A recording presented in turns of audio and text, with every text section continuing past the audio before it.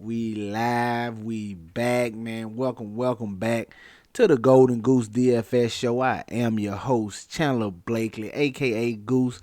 We are the leaders in single entry 3 max and 20 max content. But like I always tell you, man, does not matter what style contest you play.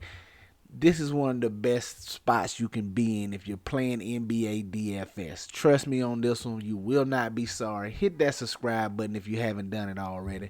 Turn your notification bell on so you can stop searching for the video every time you get on YouTube. You can just get the alert right to your phone when it drops, alright? Go and do that right now. And while you clicking buttons, man, y'all please keep up the great work for me, man. Y'all doing a great job, man.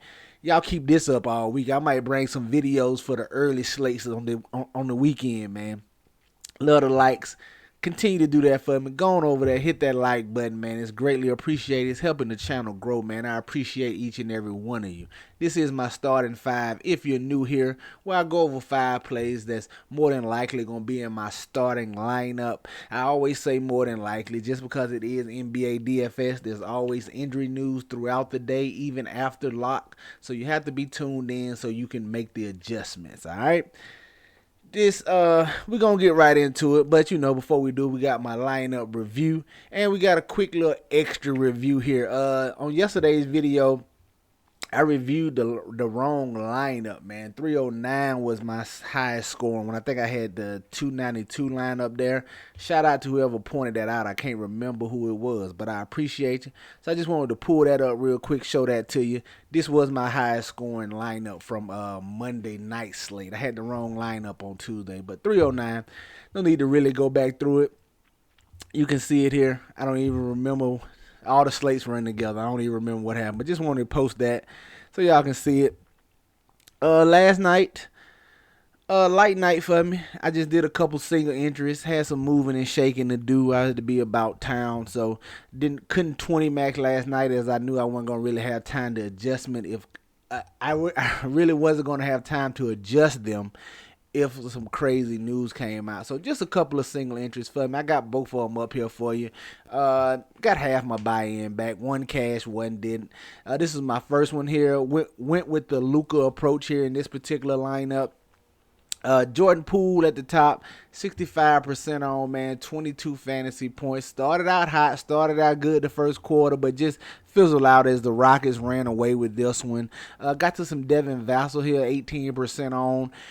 Wanted a run back with Luka that wasn't necessarily Wemby. I felt like we was going to get a lot of Luka Wemby run backs, especially with all the value we had on yesterday's slate. So I just wanted to run back to this game that had a chance of a good upside without necessarily being a chalky combination of Luka Wemby. So we got the Vassell 18% on. He was just okay, 35 fantasy points. He had been playing very well.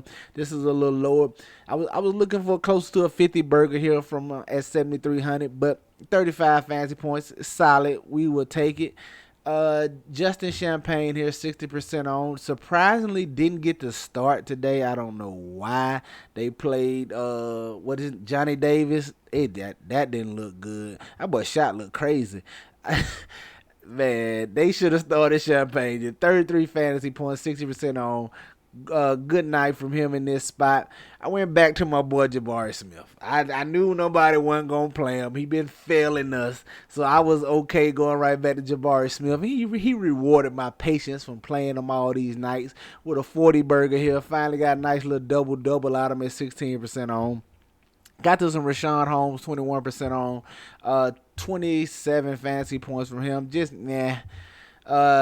Jared Butler, 30% on. He gave you 36 fantasy points, almost 10x in here. Very, very solid outing from him. Patrick Baldwin Jr., 75% on, 28 fantasy points. And then Luka down here at 49% on. Gave you 60 fantasy points here in this spot. All right.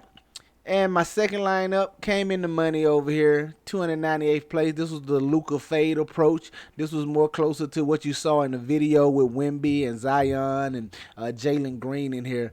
At the top, 33% on Jalen Green, monster night, your highest scoring performer of the night, man. 42 real life points to go along with 10 boards. The guy hit 7-3. He just could not miss that first quarter. Uh, Shooting guard, Jules Bernard, 9% on, 26 fantasy points. The Wizards only had like 8 or 9 guys. I told the gang last night, everybody was in play. Even Anthony Gill, all of them was in play. All of the Wizards was in play. So we just sprinkled them throughout our lineup wherever the optimizer saw fit to get them. He was solid for us here at 3,400 and at 9% on. Undoubtedly helped us move up this leaderboard. Champagne once again, 57% on, 33. Patrick Baldwin Jr., you see it. Wemby in this particular lineup, man, let us down here in this spot. Same thing, man. I knew it was going to be the Wemby Luka pairing. I knew that was gonna. I feel like that was gonna be heavy. Maybe even got some Luka Jokic lineups out there because it was tons of value. So it was superstars and scrubs, and you had a couple of pay up options. But Wemby 32% on, only 43 fantasy points. I told you on the video yesterday. You just gotta stay on the roller coaster. He can give you 40 or he can give you 80, one of the two. But he's got a pretty safe floor, so that's why I'm okay going to him on every slate. Jared Butler once again here, 24% on over here in this particular contest, 36 fantasy points. Zion got him at 10%. Nobody wanted to go there, I'm surprisingly, but got him at low ownership. He saved the day for me. Got into some early foul trouble. Only played like 4 minutes the first quarter, then came in late. Didn't quite get going that first half because of the foul trouble. But second half, man, he got it rolling, got it going for us, salvaged the night, and gave us 44 fantasy points. If he don't get in foul trouble, we probably get a much bigger performance from him. And then at the bottom, Jordan Poole, man, 6,600. Just like I said, just fizzled out. Shot stopped falling after that first quarter, and it was all downhill. But yeah, 299s. Like I said, got half my buy-in back last night. 2 single entries was about it for me. Let's get to today's slate. Nice 8-game slate across both sites. I thought FanDuel was going to cut it down to 5 on their end, but they left all the games. So, full 8-game slate. You know it's tons of injury news, a lot of questionable tags we waiting on right now that could shift the slate in one way or another. So definitely be in tune to that news. You know we got a starting 5 for you right now as we see the slate with how we looking at it right now. At the point guard, at the top, I want to look at Tyrese Maxey going against the Phoenix Suns, who give it up to the point guard position. Man, if you've been watching me all year, you know you heard me say that before. I like getting the Maxey here, 8,800. Especially if Tobias Harris is out. It's just going to be his show, and if Tobias can't go here in this spot, sign me up. Like I said, the Suns are giving it up to the point guard position. A little bit of rim defense in Nurkic, but he's not no extreme shot blocker. He's just like a big body, gets in the way, makes the shots more difficult. But as long as Maxey, he can drive it and he can shoot it from the outside, so he should be able to score on this Suns defense any way you see fit. And like I said, I'm going to love him if Tobias Harris is out. At the shooting guard, I want to look at Desmond Bane, man. 8,100. I thought he was done for the year. They done brought him back, and he got 37 minutes last time out in a close game. If he's going to be getting 37, 38 minutes in close games, even when the Grizzlies ain't got nothing to play for, okay, I will sign me up. If I ain't going to play 38 minutes in any close games, sign me up. Now, this is projected to be a blowout here against the Golden State Warriors, and if it does get to a blowout, you can bet your bottom dollar Bane and Jaren Jackson the first ones pulled off the court. So it is a little risk here. It is a little risk tied in, but Desmond Bane, more so 20 max play. I don't know if I get to him in single entry, but we'll see because I am concerned about the blowout. But 38 minutes in close games, man, you know what Bane's capable of. He's coming back off an injury. His performances should only improve as he works himself back into a rhythm, back into a groove. Little matchup here against the Golden State Warriors. I'm not too concerned about defensively. Sign me up for Bane playing big minutes, all right? At the small forward, I want to look at Harrison Barnes, man. Looking for some value here early. 4,400. If you take away the last game, man, Harrison Barnes was putting together back-to-back 30s on you. And at 4,400, that is a very serviceable outing. Playing big minutes since Trey Lyles has went down. If he's going to be playing 30 minutes, man, in a game against the Toronto Raptors, whose defense just gives it up across the board, I can go to Harrison Barnes right here for a little value. But like I said, this is just an early marker. It's probably going to be better value that opens up that we can switch and get to. But just looking at Harrison Barnes right now early. At the power forward, I want to look at Jordan Nwora, 3,800, man. We know Toronto has no Barrett over there. Now they will be without quickly for personal reasons. So it'll be interesting to see how they go with this starting lineup. My guess is it's probably going to be Bruce Brown, Trent, what's the guy name? Oche Agbaji, Grady Dick, and Kelly Olynyk is my guess. But the Raptors, listen, man, Agbaji ain't the answer. Y'all need to go on and start Jordan Nwora.